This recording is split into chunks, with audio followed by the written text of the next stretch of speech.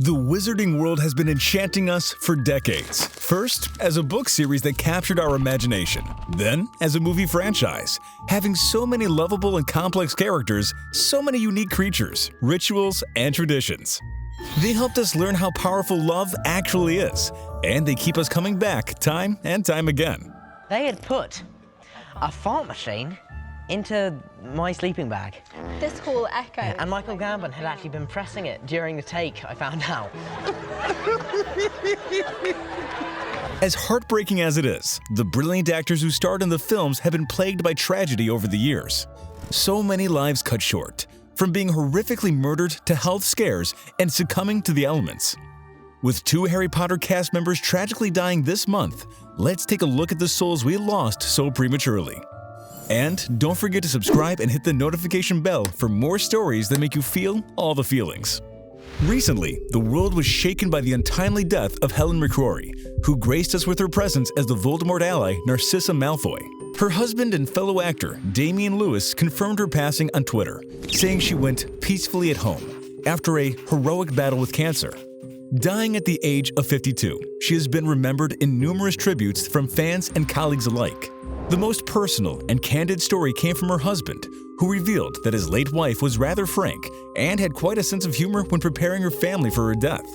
She told him to have lots of girlfriends, to love again, that all of them should love again as love isn't possessive. Quote, "But you know, Damien, try at least to get through the funeral without snogging someone." She also added that she lived the life she wanted to. It's always an honor to present this evening, which is why I'd think I'd remember my right glasses, but I haven't, ladies and gentlemen. So excuse me while I read the autocue. To be as frank as Helen McCrory was in life is to send the ultimate message about living on your own terms. When COVID-19 hit, adding to her struggles, the actor not only didn't lose her grip, she founded a nonprofit campaign with her hubby, Damien, comedian Matt Lucas, and restaurant owner John Vincent to raise money to feed NHS workers. The pictures of people not only so happy to eat because they've been there for so long, but also to know that everybody really cares and wants to give the kind back that those people are giving us is such a privilege, and we all want to be involved. McCrory's death is a mournful occasion, but as her husband has proven in the tribute to the woman he loved, there's a lot of happiness to remember in this time of great sadness. This woman indeed was a treasure. You wouldn't believe what has happened just days before that. How jarring is the fact that we also lost her fellow Harry Potter actor Paul Ritter. The beloved British star played a wizard writer who offered to pen Harry's biography for him. He passed away on April 5th after battling a brain tumor, saddening his family, friends, and fans. The actor was just 54 at the time of his death. The actor's agent said that Paul was an exceptionally talented actor, playing various roles on stage and screen with extraordinary skill.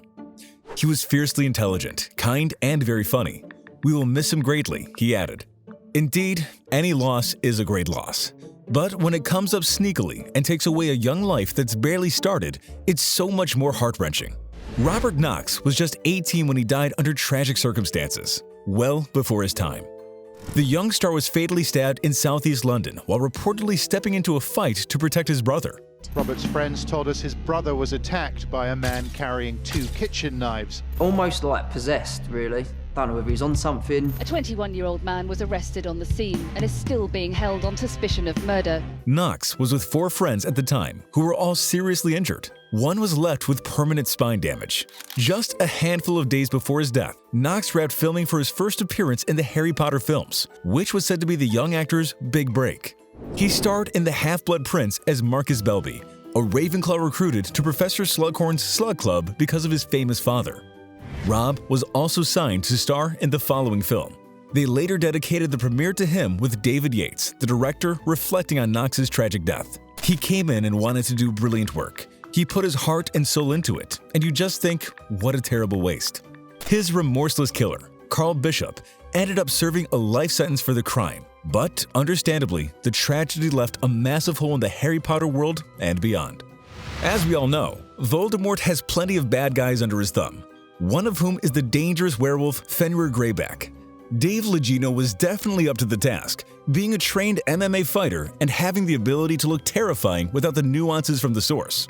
No matter how prepared we might think we are, nature tends to win. Legeno died in tragic circumstances at the age of just 50 while hiking in Death Valley. Due to the area being so remote, a helicopter had to be called to retrieve his remains, and an inquest found that he died of heat-related issues and may have been dead for 3 to 4 days before his body was discovered. Luckily, even though it's hard to say the actor was lucky, no foul play was suspected behind his death. Though, this is our reminder that Death Valley temperatures can get up to 120 degrees Fahrenheit. Once you start getting heat or heat indices that are that high, the human body simply can't cool off fast enough. The mechanisms by which we cool off don't work, so we can't be outside for extended periods of time. We must proceed with caution and tell someone where and when we're going. Suppose we think about heroes and villains alike. Who is the best representation? Who was able to fool us for so long? An acclaimed actor, a genuine Hollywood A-lister, immediately identifiable thanks to his purring voice and delightful delivery, Alan Rickman was the perfect choice to play the mysterious and enigmatic, seemingly villainous teacher, Snape. Rickman played one of the series' most complex characters perfectly, right up until his emotional death, making the actor's untimely passing that much harder. Boys and girls of Hogwarts, it's time to say goodbye to two of your finest Defense Against the Dark Arts teachers. That is Alan and David Thewlis' last day on Harry Potter.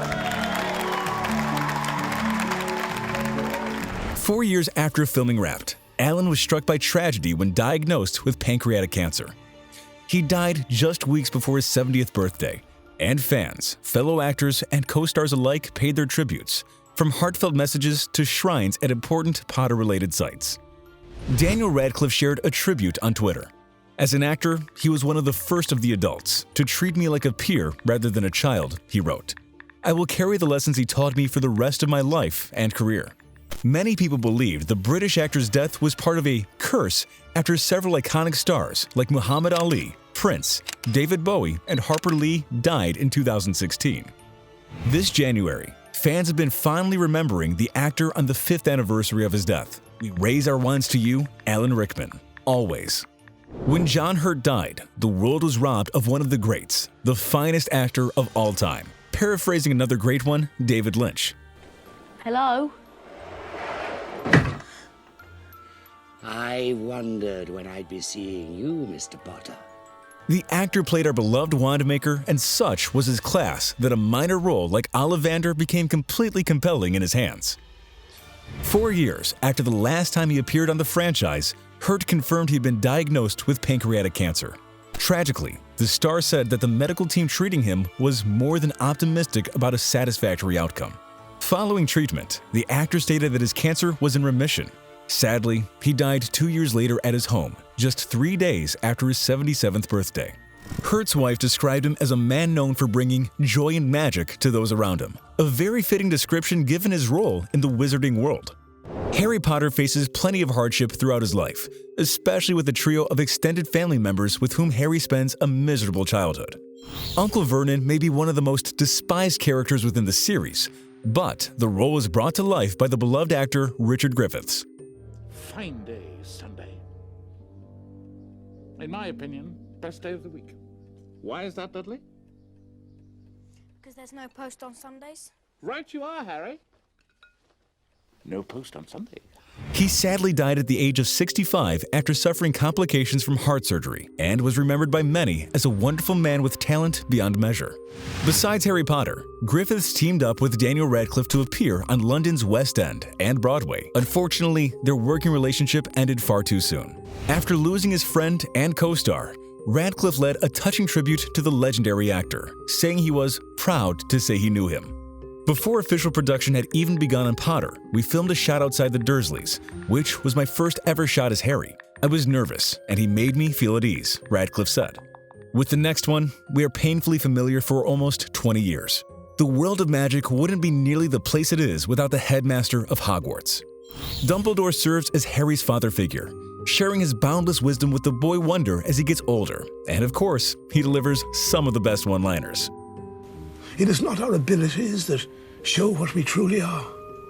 It is our choices. Dumbledore doesn't lose his life until the 6th film. But unfortunately, audiences lost the first Dumbledore after only the second one. Richard Harris died after fighting an aggressive form of Hodgkin's lymphoma, which is essentially a blood cancer.